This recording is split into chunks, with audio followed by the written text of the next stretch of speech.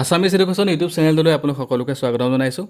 আজি অনুষ্ঠিত হোৱা ADARE গ্ৰেড 3 SS লেভেলৰ পৰীক্ষাত অহা কুৱেশ্যন এনচাৰবিলাক এইটো ভিতৰত আলোচনা কৰিম আৰু আপোনালোকৰ এক্সাম কেনেকুৱা হ'ল আপোনালোকে কমেণ্ট কৰি জনাব।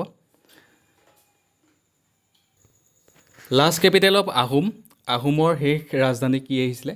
চ' এইটো কুৱেশ্যনৰ উত্তৰ চাগে সকলোৰে শুদ্ধই হৈছে। আহোমৰ শেষ কেপিটেল হৈছে যোৰহাট। কেমিকেল নেম অফ চিলভাৰৰ কেমিকেল নেম কি আহিছিলে? কেমিকেল নেমটো হৈছে AG। নেক্সট কুৱেশ্যনত গৈছোঁ। তলৰ কোনবিধ বাদ্য কেৱল বাঁহেৰে তৈয়াৰ কৰা হয়? ইয়াৰে অপশ্যনৰ ভিতৰত টকাটো হ'ব ইয়াৰ শুদ্ধ উত্তৰ। টকাটো বাঁহেৰে তৈয়াৰ কৰা হয়। শংকৰদেৱৰ আইতাকৰ নাম কি আহিছিলে? শংকৰদেৱৰ আইতাকৰ নাম হৈছে খেৰসূতী। Next question. ৰঞ্জু হাজৰিকাৰ প্ৰকৃত নাম কি আহিছিলে? ৰঞ্জু হাজৰিকাৰ প্ৰকৃত নামটো হৈছে কুমুদ চন্দ্ৰ হাজৰিকা।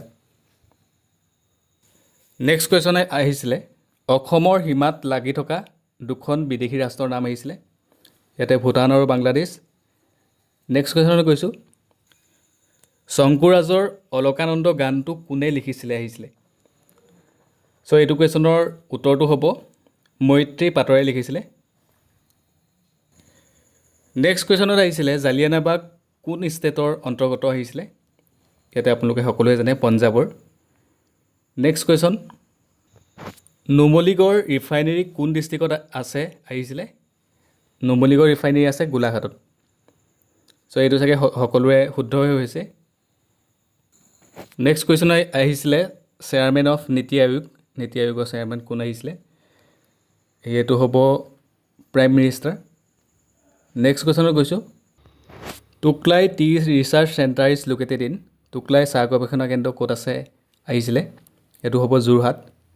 Next question.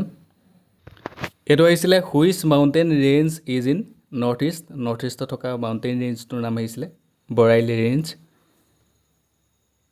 আৰু এটা কুৱেশ্যন আহিছিলে এইটো question today is Sunday what will be the day after 92 days। আজি যদি দেওবাৰ হয় 92 দিনৰ পাছত কি বাৰ হ'ব আহিছিলে? ইয়াৰ শুদ্ধ উত্তৰ হ'ব মনডে হ'ব। ঠিক আছে, সোমবাৰ হ'ব। নেক্সট কুৱেশ্যনত আছিলে আইলেণ্ড ষ্টেট অফ আমেৰিকা। ইয়াৰে শুদ্ধ উত্তৰটো হ'ব হাৱাই। ঠিক আছে। নেক্সট কুৱেশ্যনত গৈছোঁ। এইটো কুৱেশ্যন আহিছিলে কাঞ্চীপুৰাম শাৰী ইজ মেনুফেকচাৰ ইন। চ' ক'ত মেনুফেকচাৰ কৰা হয় কাঞ্চীপুৰাম শাৰী? ইয়াৰ উত্তৰটো হ'ব তামিলনাডু। ঠিক আছে, তামিলনাডু। নেক্সট কুৱেশ্যনত গৈছোঁ। এইটো কুৱেশ্যন আহিছিলে ভাইচ প্ৰেছিডেণ্ট অফ ইণ্ডিয়া কোন হৈ আহিছিলে? এইটো হ'ব জগদীপ ধানখাৰ। ঠিক আছে। চ' আপোনালোকে কুৱেশ্যনবিলাক যদি কিবা মনত আছে তেতিয়াহ'লে কমেণ্ট কৰি জনাব। ঠিক আছে। নেক্সট কুৱেশ্যন আহিছিলে national war memorial is situated in. এইটো হ'ব নিউ দিল্লী। ঠিক আছে, নিউ দিল্লী। নেক্সট কুৱেশ্যন আহিছিলে Gita press is located in. Gita press ক'ত আছে আহিছিলে? এইটো হ'ব UP। ঠিক আছে, উত্তৰ প্ৰদেশ।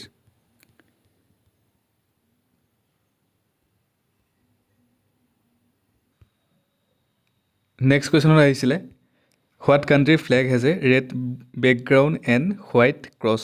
এইটো হ'ব ছুইজাৰলেণ্ড। ঠিক আছে। নেক্সট কুৱেশ্যনত গৈছোঁ। এইটো কুৱেশ্যন আহিছিলে মিছন বসুন্ধৰা ৰিলেটেড টু। চ' আপোনালোকে সকলোৱে জানে মিছন বসুন্ধৰা কিহৰ লগত ৰিলেট?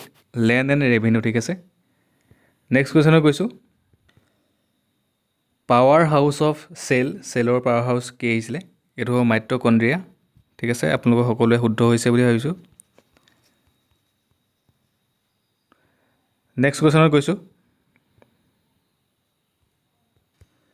নয়নমণি শইকীয়া কি খেলৰ লগত জড়িত? লন বলছ। ঠিক আছে।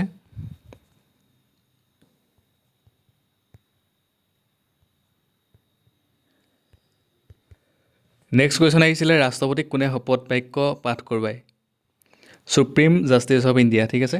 নেক্সট কুৱেশ্যন, ৰাজ্যসভাৰ অধ্যক্ষ কোন? ৰাজ্যসভাৰ অধ্যক্ষ কোন আহিছিলে? ইয়াৰ উত্তৰটো হ'ব vice president of India.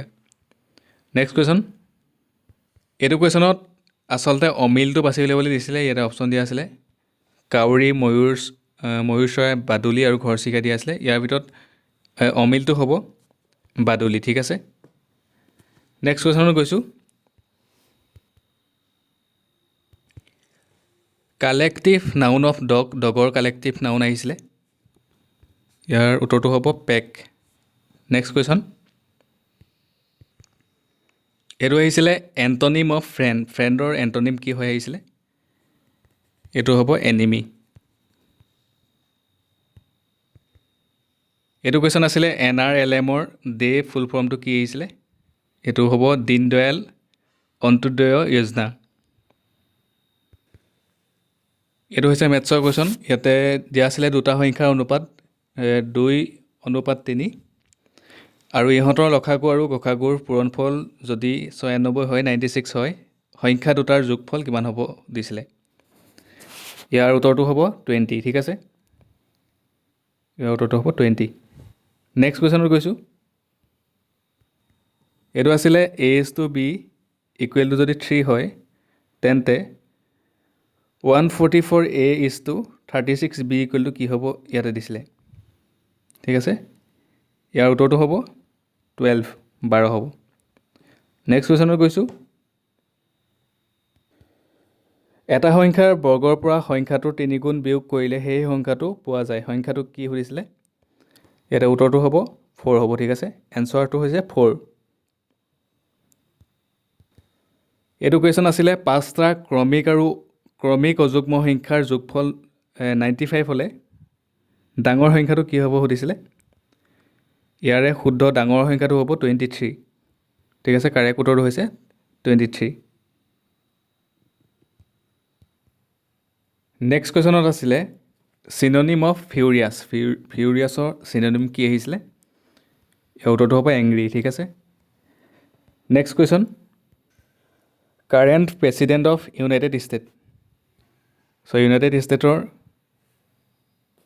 Current president কোন হৈ আহিছিলে? ইয়াৰ উত্তৰটো হ'ব জ' বিডেন। নেক্সট কুৱেশ্যনত গৈছোঁ, আটাইতকৈ পুৰণি বেদখনৰ নাম কি আহিছিলে? পুৰণি বেদখন হৈছে ঋগ্বেদ।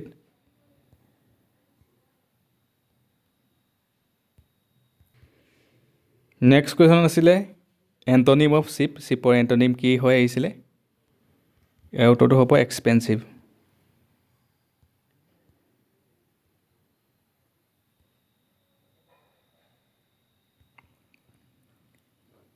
ধন্যবাদ। আজিৰ ভিডিঅ'ত এইকেইটাই মই কুৱেশ্যন আলোচনা কৰিলোঁ, যিমানকেইটা মই পালোঁ। আপোনালোকে কমেণ্ট কৰি জনাব কি কি কুৱেশ্যন আছিলে, আৰু নেক্সট ভিডিঅ'ত মই বেলেগ পাৰ্টকৈ লৈ আহিম। আৰু মই ভাবিছোঁ গোটেই কুৱেশ্যনকেইটা এটা ভিডিঅ'তে মই কালেকশ্যন কৰি পেলাই এটা ভিডিঅ' বনাই দিম বুলি ভাবিছোঁ। ভিডিঅ'টো সকলোকে শ্বেয়াৰ কৰি দিব, কমেণ্ট কৰি জনাব আপোনালোকৰ এক্সাম কেনেকুৱা হ'ল, লগতে চেনেল ছাবস্ক্ৰাইব কৰিব, ভিডিঅ'টো লাইক এটা কৰিব, কমেণ্ট কৰিব, সকলোকে শ্বেয়াৰ কৰি দিব। ধন্যবাদ।